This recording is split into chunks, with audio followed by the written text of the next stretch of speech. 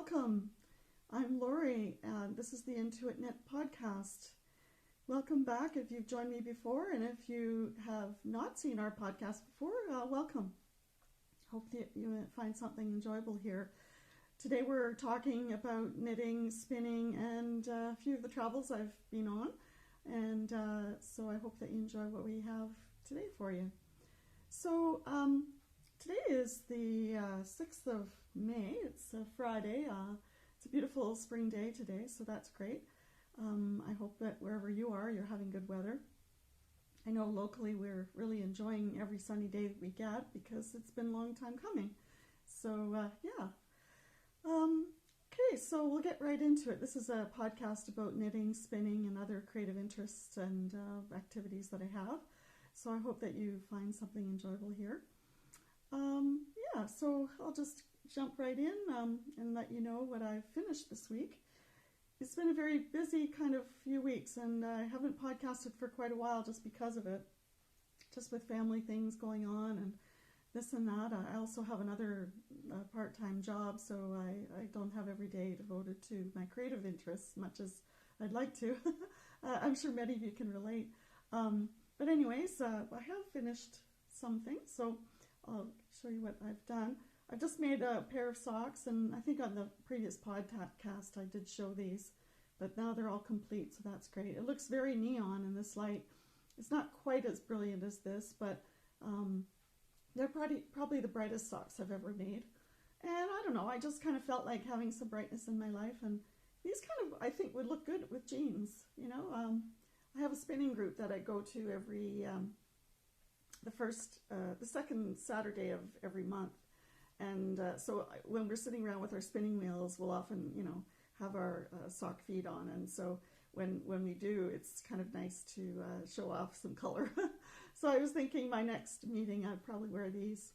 I just used sock yarn that I got in a bargain bin, actually, at my local yarn store. And I think I showed the ball band on the last podcast I was giving, but this is a Norwegian yarn, the orange here, so I just really like the combination of orange and pink. And you can see that there's a little bit of orange in the actual yarn there too, so yeah. So that's what I have finished. That's pretty much my only finished object, so yeah.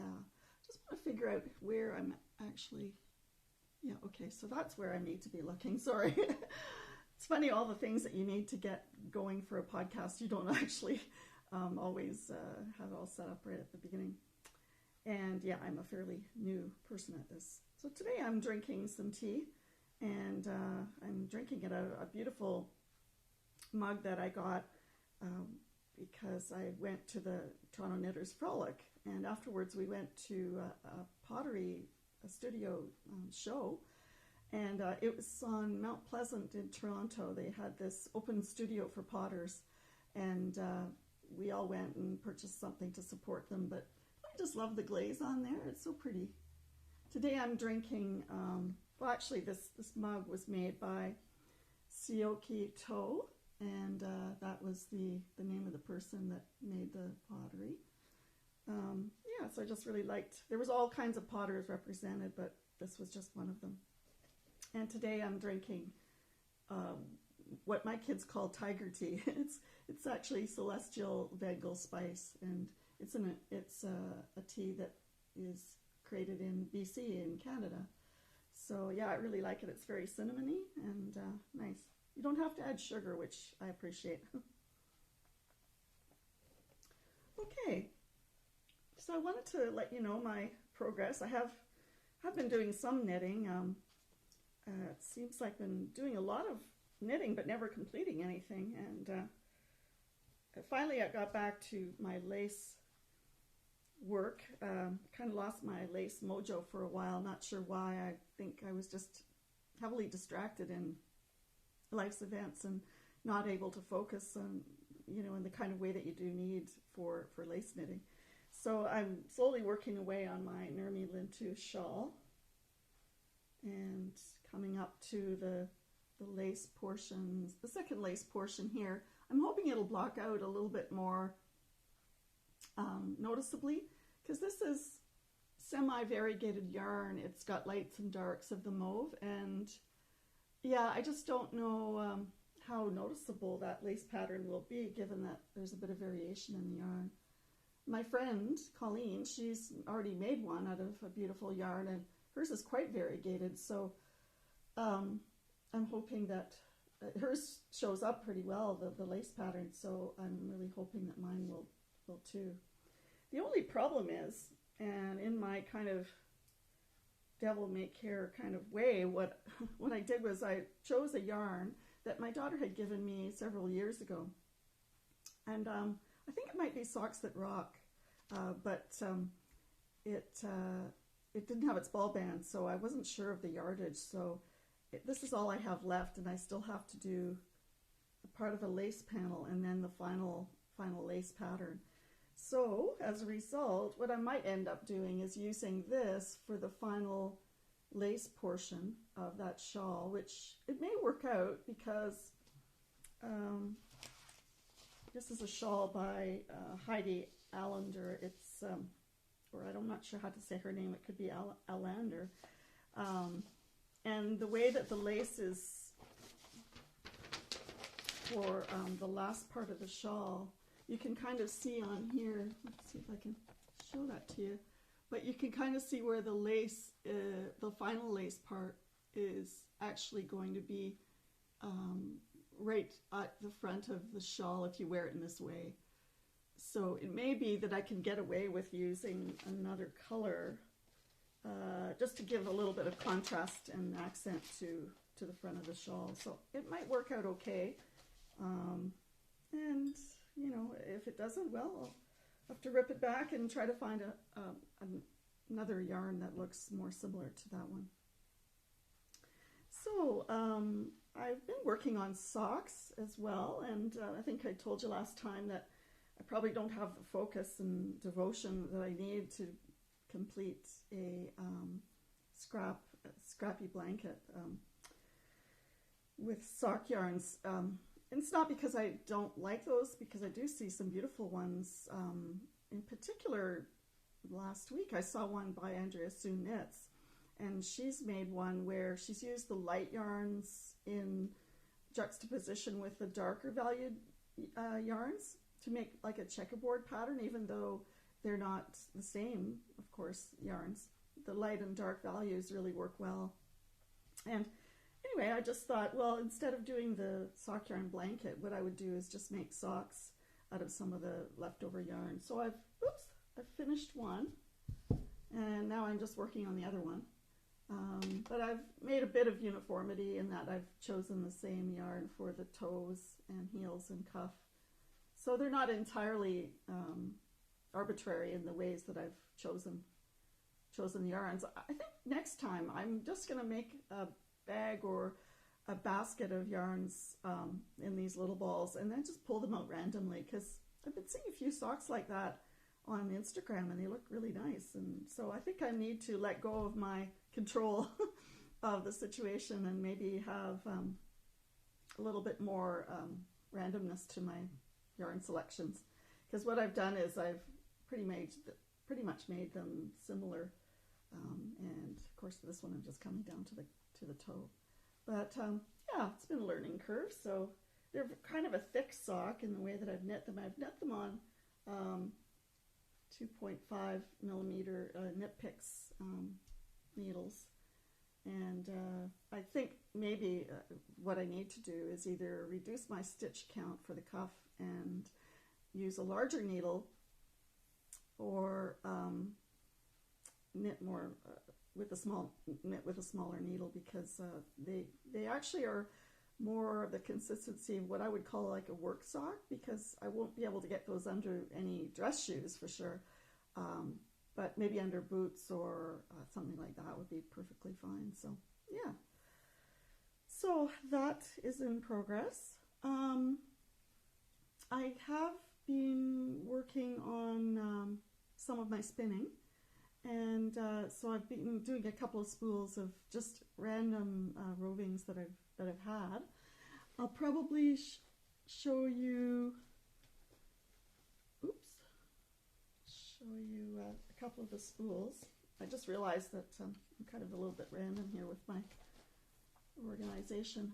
Probably should have showed you something else I'm working on with the knitting, but anyways, go with this first. So I've done 2 spools of just merino top that I had, and when I was doing this, I was thinking, oh, it is spring, you know, because some of the colors that you're seeing here remind you of some of the spring colors and beautiful tulips and things like that that are coming up. This wasn't very much, but what I thought I might do with this is maybe pair it with some of my other small singles portions and maybe make a yarn that starts to variegate itself as you go along. I was even thinking maybe of plying it with a gray to make it like a barber pole effect. So having some of those pinks with the grays might look fine. I don't know. I'd like to talk to a few other spinners, maybe in our group, who may be doing small portions of singles, and how do you end up using them? Because I'd really be interested in any projects that you happen to make with small portions of singles, or how you make a final skein of yarn using up various small bits of singles. That would be great for me to know too. So yeah, I'm also working on a sock, which I just started really, and I'm making this sock out of the Norwegian yarn that I'd used for the orange stripe in those other socks, and this is called Sisu yarn. It's from Norway, but I just love this color. It's a color that I find myself gravitating toward, and it's a little bit like a robin's egg blue. But I just thought I would make a pattern sock out of just a regular plain color, just so that I can really appreciate the stitch pattern, because so often I'll complete a project where the stitch pattern is kind of lost within the variegated yarn. So I'm going to try that. And so I've just begun the cuff really on my little bamboo needles here.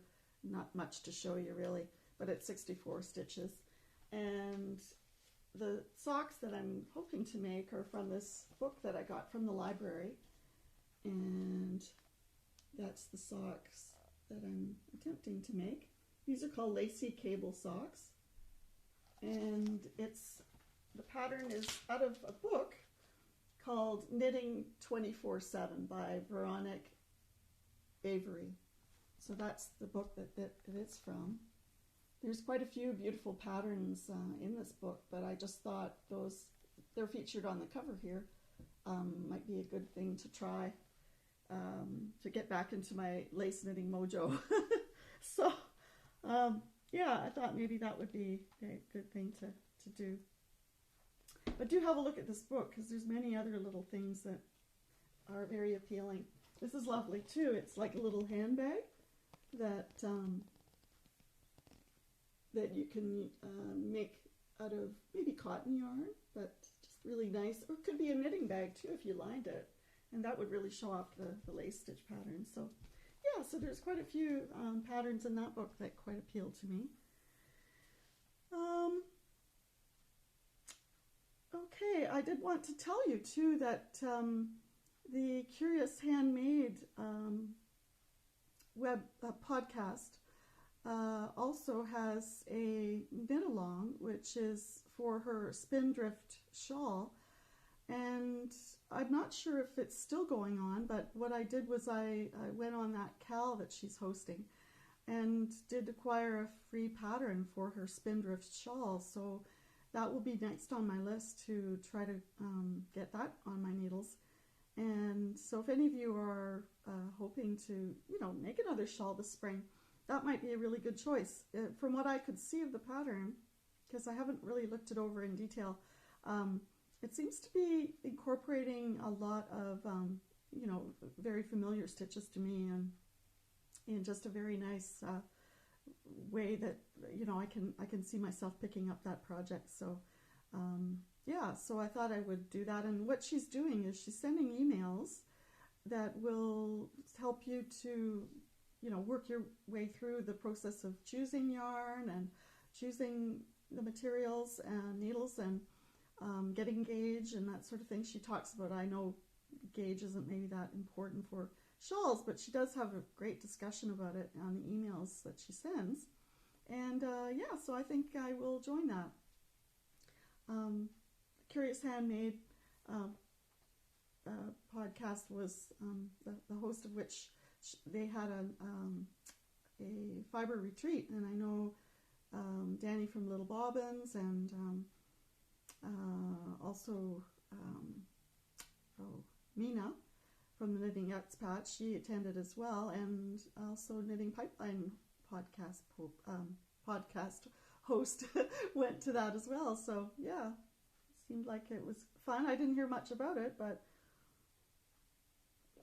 I would have liked to hear a little bit more. Okay, so what have I been doing? Well, last weekend was the Toronto Knitters Frolic, and so some of us who do gather for the knit nights that we have here in my town, we went down in the car early in the morning and went to the Knitters Frolic. We stood in line. It was a huge line to get into this Knitters Frolic. It was held at the Japanese Cultural Center here in Toronto.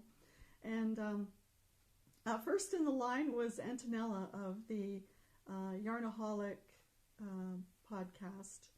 I think that's the name of it. Why do I always get that wrong? Diary of a Yarnaholic. That's it. The podcast host of that, who is Antonella. She was first in line, so I met up with her because I wasn't too far from the beginning of the line, and so it was kind of exciting to see her because I had been watching her podcast, and yeah, I've had a little chat with her and so on.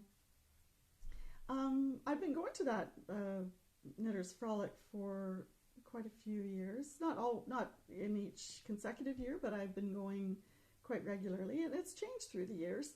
One thing in particular I was looking for was, I hoped that I might be able to find a book, that Interpretations 3 book that I see so much about on the different podcasts.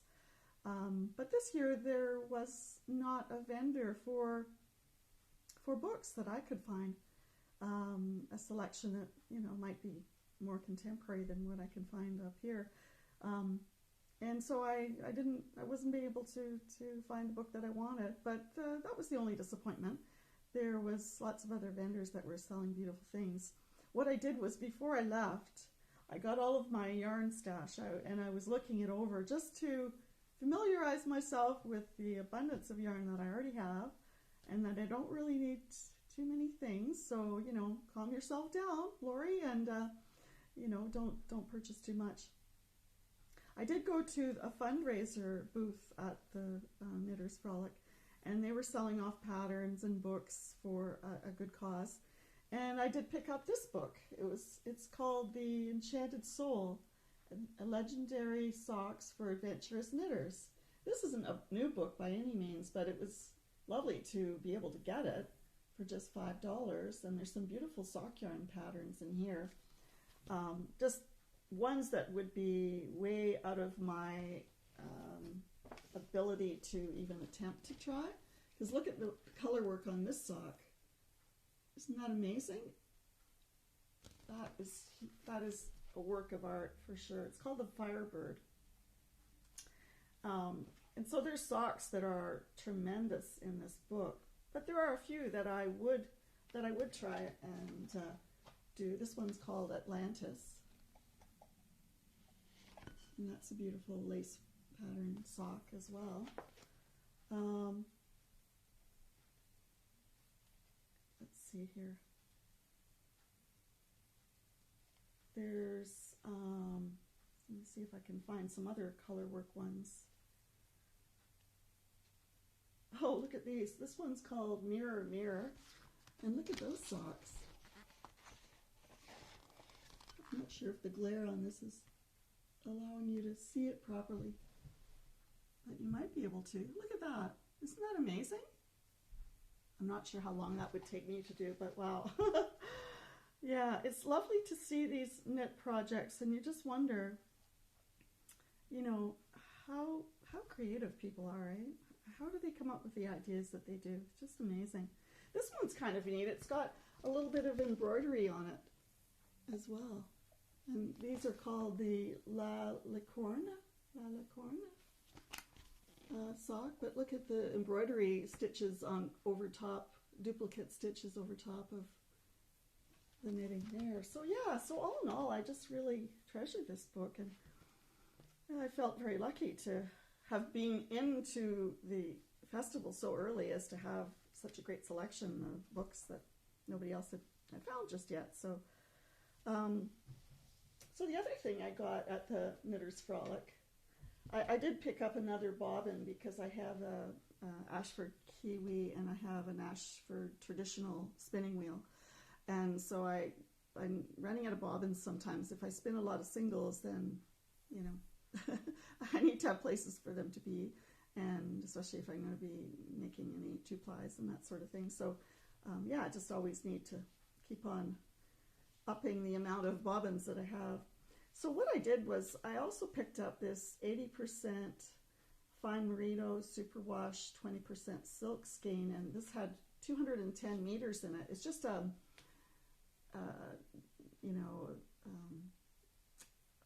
ecru colored, cream colored yarn. But what I'm going to do, because I bought two of them and they're so soft, these are a single ply actually, is I'm going to dye them and then make a shawl. And depending upon how much yardage, because I can't remember how much is in the Spindrift shawl pattern, but depending on that, what I might do is have this yarn for the Spindrift shawl, depending on how quickly I can get this dyed and dried and started up.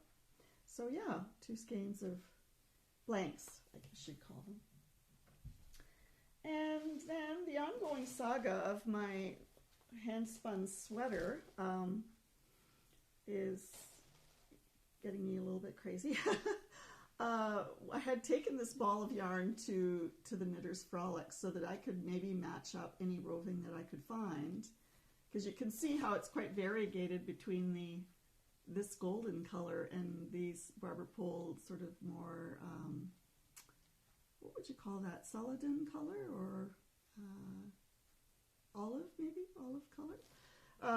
Anyway, what I did was I picked up from Gemini Fibers, because Gemini Fibers is a local, it's a local business run by somebody who sometimes attends our freewheelers spinning group, and she's located in Mount Albert, Ontario.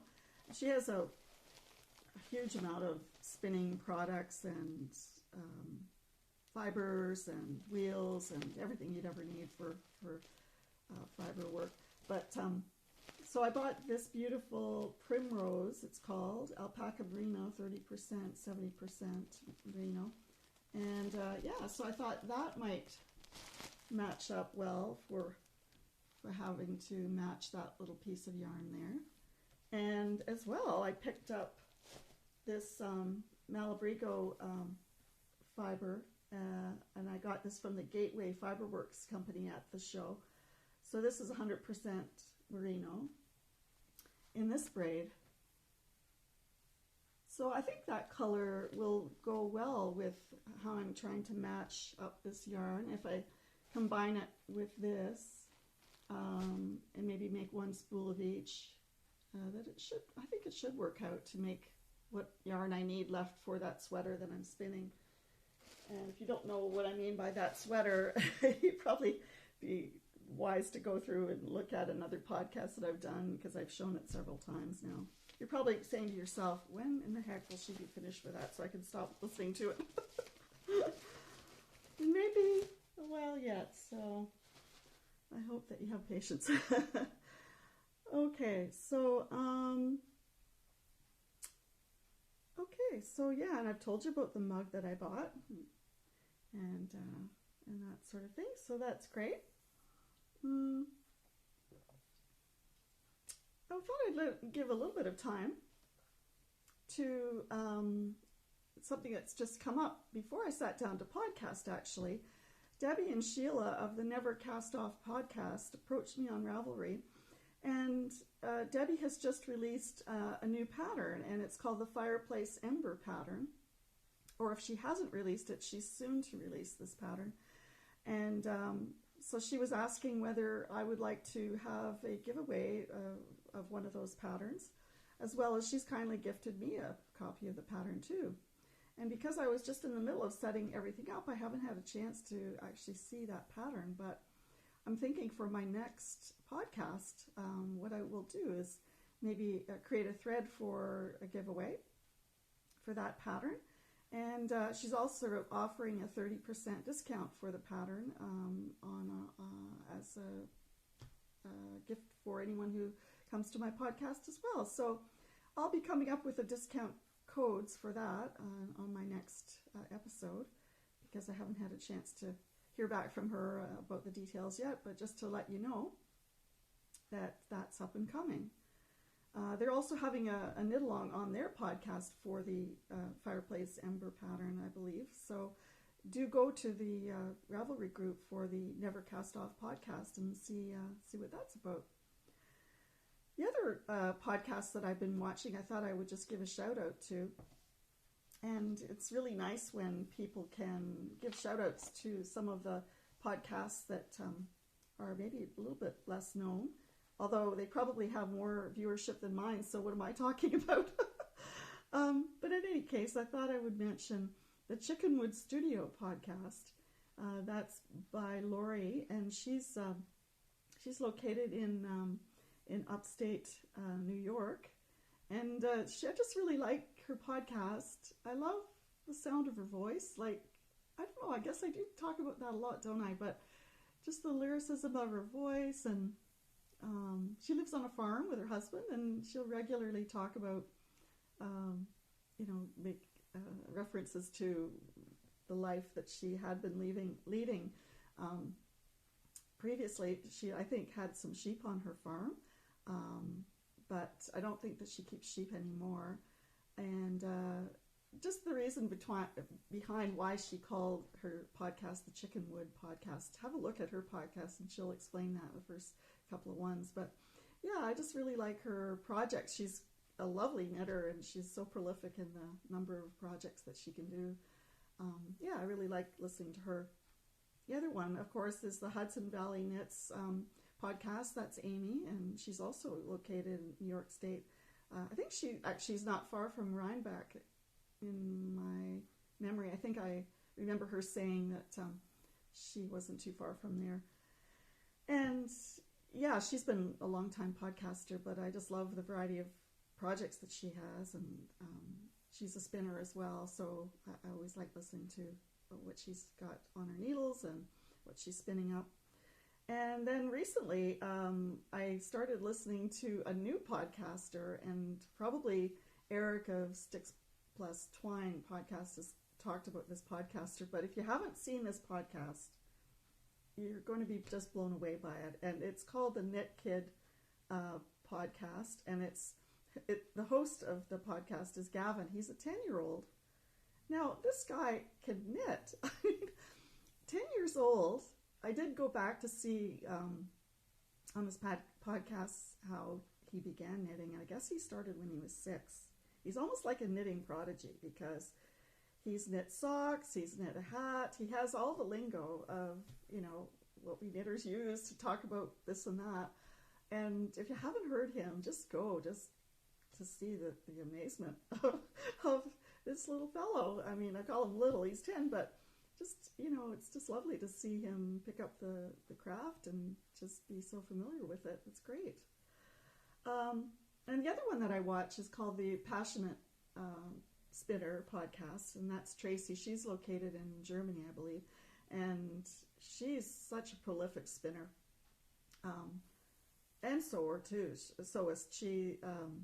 She makes such beautiful sweaters, and all in the midst of having a child who I don't think is older, maybe not even 1 year old. And I just remember, my own children, having had 3, how busy you could be as a mother. But the fact that she could be so prolific and also assume the role of motherhood is just an amazing thing. And she's a great mom, and she knits for her son often too, but it's just a good podcast to go to.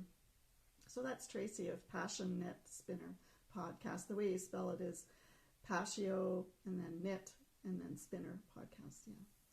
So yeah, Mother's Day is coming, and a couple of days ago I had my daughter here, who I might have referred to before, but she is a costume designer and also a sewist for TV productions, movie productions, and she's just 25. So she was here a couple of days ago, and I said to her, because at the time I was thinking of doing a podcast a couple of days ago, and I said, how would you like to be on my podcast with me? Because I think a few people that might come to my podcast could be seamstresses, and that might be a really interesting thing to hear your work and what you do. So she promised me that maybe in the next podcast that she'd join me. So I'll wait until then. She's learned to sew from my mother, who is quite a great sewer and quilter, and has so much knowledge and talent for sewing. And we have this delightful picture of my daughter sitting at a sewing machine when she was just a little girl, sewing under the direction of my mom. So it's kind of a family tradition that we have a lot of sewing going on in the family. So yeah, I just thought of that in particular because Mother's Day is coming, and it's the theme that might be in people's minds to have mother-daughters.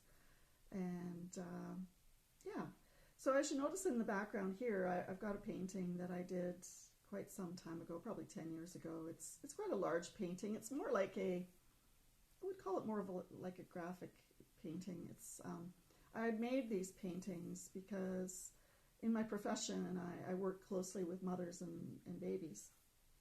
And so marrying my painterly life to my professional life was something I tried to do. And for many years, I had made paintings featuring mothers and babies, in particular in the process of nursing their babies.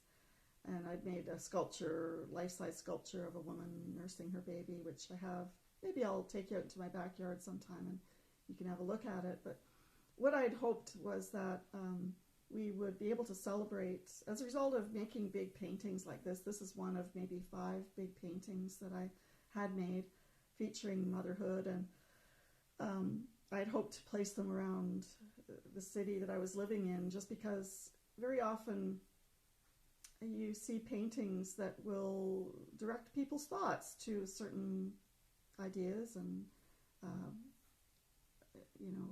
awarenesses.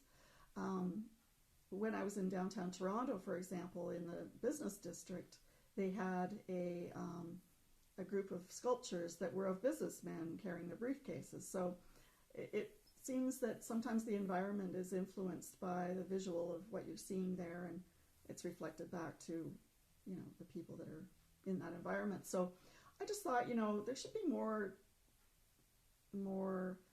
visual images of women who are nursing their babies, just to make it more of a normal thing that we see.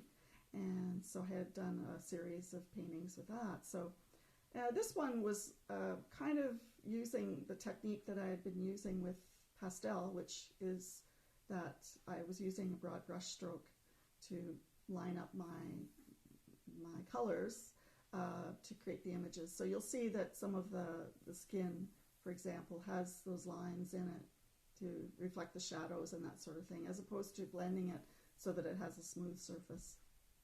And if you look very closely, there's a word here, and I'm hoping it won't turn out backwards, but what I see here is the word trust. And really that's where it all starts, isn't it? When you have a baby and you're getting up at night with the baby and feeding, loving them so much. That's their first introduction to trust. So I guess that's the underlying theme that I hope people will take away is, love your children, because that will teach them to love their children, and that can only make a better kind of world for us.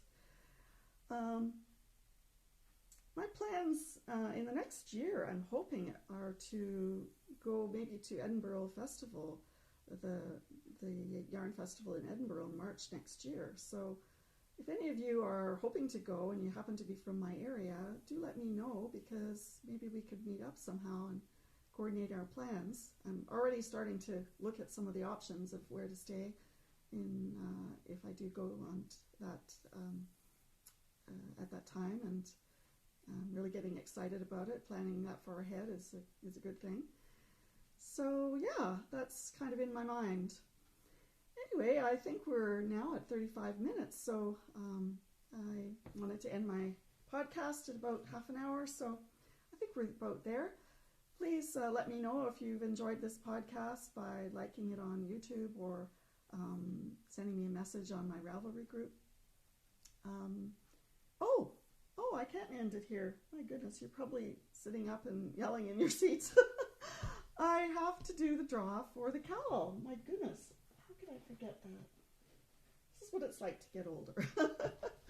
So, I don't know if you know, but you probably do, that I had a KAL going on, a knit along for a theme of anything related to bees, honey, flowers, anything like that. We did have quite a few entries into the podcast group for the knit along, and so I think it was eight. I've got them all in the bowl here, so I'm going to be doing the draw from the bowl, so that you know that everyone has a chance of winning this. And I've really just put them on pieces of paper, so I'll make a draw out of those pieces of paper, and the winners will be winning this. There's two draws I'm going to make, and one will be winning this bag, which is like a sweater size, with a beautiful skein of yarn, and this is by a local indie dyer from my area, and this is the Dragon Strings business that she's got. Annika is the owner of the business. So that's a beautiful skein of yarn, and I've got some beeswax candles and some seeds that might go nicely in your garden, and so that will be one of the prizes. And I don't have them on yet, but I'm going to put some little zipper pulls that are kind of in that theme too, and this is the other prize. So this winner will also get some candles, some beeswax candles, and these little these zipper pulls will be on the bags as well. So yeah, I just thought those would be good. So we're going to do the draw for those. Okay, so I'm not sure how I'm going to show you some of the projects that the people entered, but maybe if you go on to the podcast Ravelry group, you can see what some of the people have come up with in terms of entering this KAL. So, all right, so let's see what we got here. Okay, so, so this is number 7. This is Shara Designs, and Shara is a lovely podcaster actually, and she's got the What Shara Made podcast, and she lives in Australia. So Shara, I'll be sending out this bag to you, and hopefully you'll enjoy it, and so I'll be going out this week. So thanks very much. Shara entered these lovely beanies that I do recall she made these beanies. She's been doing beanies for fundraising, and she made a beautiful one with an actual bee color work design on it, and then she made another one, I think, that had kind of like a honeycomb look to it. It was made also of a gold color. So do have a look at some of those and see what you think of those. And this one, this is the winner number 2. It's Sheila, number 9, and she's Sheila number 5, Sheila 85 on Ravelry. So Sheila, you'll be winning this bag. I'll send that out to you right away. Just PM me your addresses, and I'll get those out to you right away. So Okay, and I think what Sheila did, correct me if I'm wrong, but I think Sheila made a tea cozy. I think she made a lovely little tea cozy that was had a little bee on the top. So yeah, well, congratulations to the people that won. Please send me your addresses so I can mail those out to you right away, and please come back for my next podcast.